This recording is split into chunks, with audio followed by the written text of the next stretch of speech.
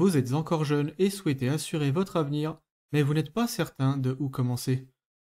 Et on ne vous en voudra pas, les options sont absolument innombrables.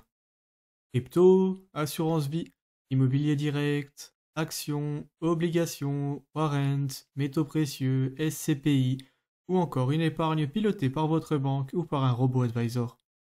Ce guide ira droit au but et désembrouillera, je l'espère, votre esprit autant que possible. En fait, je vais balayer beaucoup de ces options. Car si vous êtes jeune et que vous souhaitez investir de façon optimale et passive, donc en passant seulement quelques minutes par mois sur votre portefeuille, eh bien il y a selon moi une route toute tracée que je vais vous exposer. En fait, ce guide ira tellement droit au but que je vous invite à faire de plus amples recherches de votre côté si vous estimez que mes explications sont un peu justes. Pour ce guide, on va imaginer que vous ayez 30 ans et 20 000 euros de côté. Allez, commençons sans plus tarder. Première chose à faire, ouvrez un PEA. Pourquoi? Eh bien parce que les actions sont parmi les actifs les plus rentables, et parce qu'un PEA vous offre la fiscalité la plus avantageuse et de très loin. La plupart des banques en ligne ne vous imposeront littéralement aucun frais de garde ni de minimum d'actions à acheter. Et vous avez intérêt à l'ouvrir le plus tôt possible pour commencer à faire tourner la montre en votre faveur. Car en effet, vous avez besoin d'un PEA qui ait au moins 5 ans pour pouvoir vendre vos actions comme bon vous semble suivant vos projets du moment. Mais personne ne vous interdit de l'ouvrir en investissant uniquement votre premier versement obligatoire, soit 200 ou 300 euros en général, puis d'attendre 5 ans pour profiter de la liquidité des actions. Cela vous offrira plus rapidement une plus grande liberté et limitera votre dépendance au livret liquide mais trop peu rémunérateur. Deuxième étape, achetez votre résidence principale. Bon, je ne vais pas forcément épiloguer sur cette étape, car j'en ai déjà parlé plusieurs fois et parce que ça reste du bon sens. Mais à part si vous vivez à Paris et qu'acheter votre logement n'est pas vraiment une option viable, eh bien je vous invite à ce stade à économiser agressivement pour acquérir votre premier bien. J'en parle d'ailleurs plus en détail dans ma vidéo des 3 pièges à éviter pour vous enrichir. Le lien apparaît en haut et en description. Troisième étape, constituer une épargne de précaution. Parce que nous sommes sur le point d'investir dans quelque chose que nous voulons laisser fructifier sans y toucher trop tôt, vos dépenses prévues ou imprévues doivent être gérées par un autre compte. Placez donc quelques milliers d'euros sur un compte liquide comme un livret A avant de passer à la suite. Quatrième étape, acheter des ETF. Un ETF est un panier d'actions accessible depuis le PEA que vous avez ouvert, possédant des frais très peu élevés pour un rendement excellent, de l'ordre de 7 à 9% annuel en moyenne.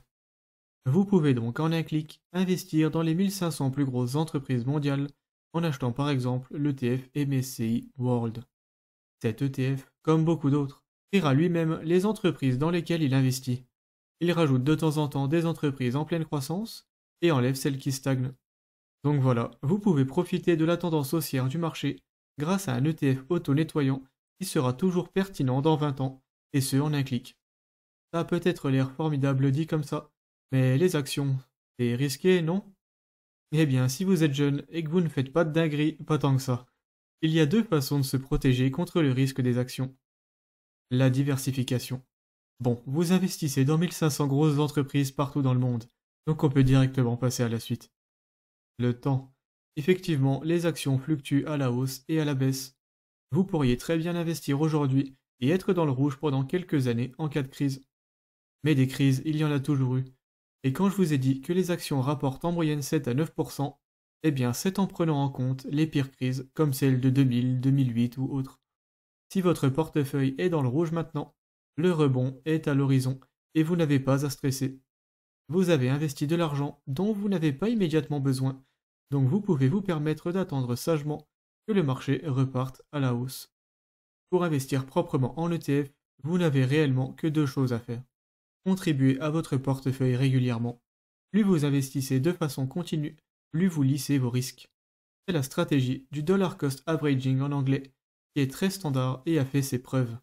Ne cherchez pas à investir au bon moment et préférez plutôt investir le même montant tous les mois après avoir reçu votre paye, sans prendre en compte les états d'âme du marché.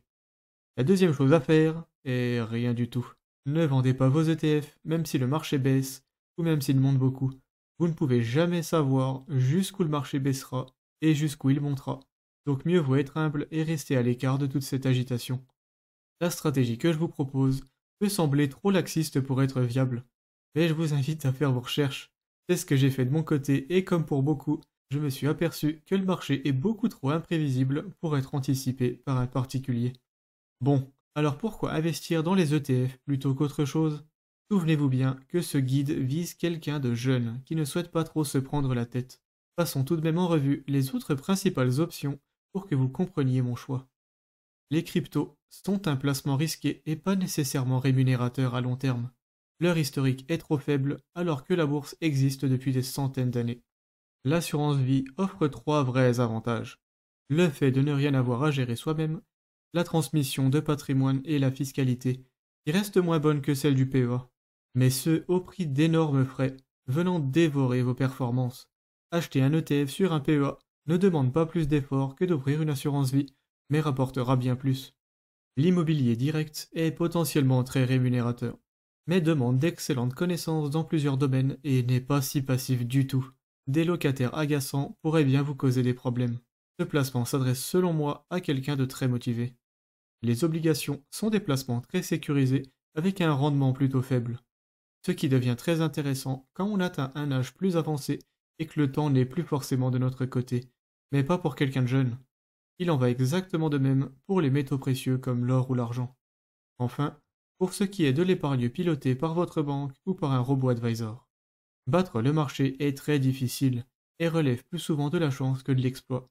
Et quand bien même votre banque ou le robot advisor y arrive, ça ne sera pas pour autant le cas pour vous, car les frais gourmands qu'ils vous prélèvent viendront réduire votre performance.